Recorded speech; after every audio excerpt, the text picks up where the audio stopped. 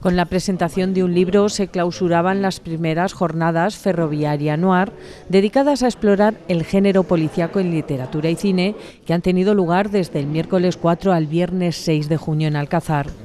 El último de los actos contó con la presencia del destacado detective privado y escritor Óscar Rosa, que presentó su último libro, De Baker Street al Paseo de la Castellana, un recorrido por la evolución de la figura del detective desde la ficción literaria hasta la realidad profesional. Es un viaje de un detective privado, que soy yo, un detective real, con un libro de ensayo hablando sobre detectives.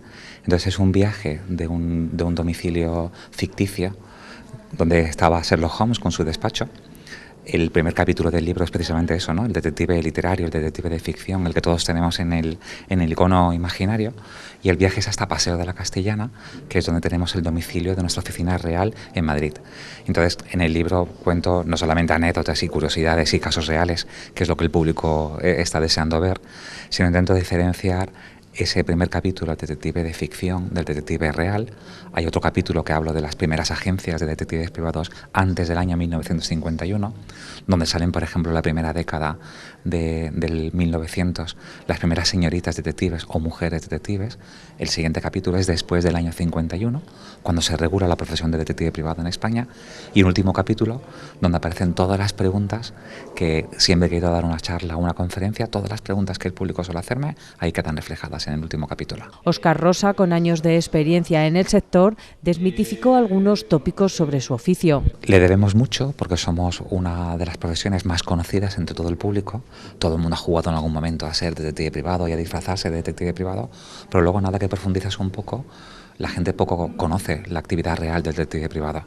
Poco conoce que son 3 años que hay que estudiar en España para ser detective privado, que tenemos una regulación, la regulación más antigua del mundo, la tenemos en España desde el año 51, que el detective privado no puede investigar un delito público, no podemos investigar un asesinato, por ejemplo, como aparece en los libros y aparece en las películas, y que siempre que un cliente nos hace un encargo, ese encargo tiene que ser bajo unas reglas democráticas, constitucionales, y tiene que estar siempre amparado por la ley. Él tiene que tener, digamos, una justificación legal y real para pedirnos un trabajo. Ofreció una charla amena y reveladora sobre su trayectoria como investigador privado, una profesión que, pese a su frecuente romanticismo en la ficción, los casos a resolver en la actualidad nada tienen de romántico. Hay detectives privados especializados en temas familiares y particulares. Ahí investigamos, por ejemplo, casos de pensiones compensatorias, por ejemplo, una pareja que se quiere divorciar y el padre dice que el sueldo que tiene pues no llega para alcanzar la pensión, y luego descubrimos a lo mejor pues que está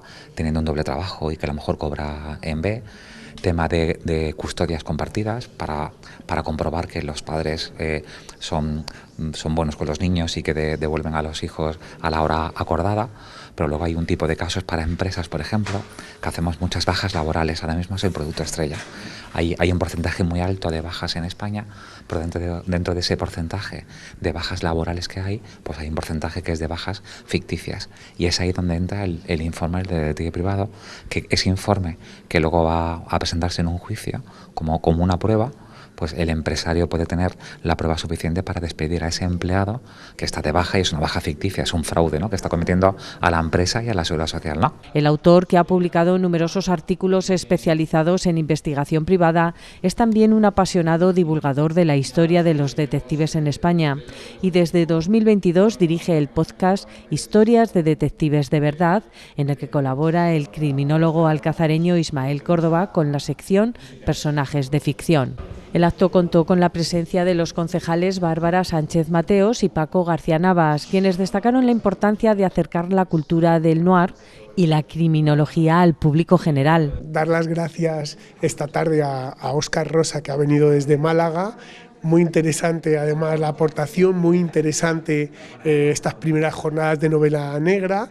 Está claro que Alcázar de San Juan tiene público para todo y curiosidad para para una cita como la de hoy. Está la sala Luis Alberca Lorente bastante llena, entonces bueno, pues encantados porque el Patronato Municipal de Cultura esté apostando por actividades nuevas y por abarcar todo el público, así que desde el Ayuntamiento encantados de tenerlos aquí, y a Ismael, como siempre, somos fans de él, pues gracias también por acercarnos a Óscar Rosa, porque mucho tiene el que ver con que podamos disfrutar hoy de Óscar Rosa aquí.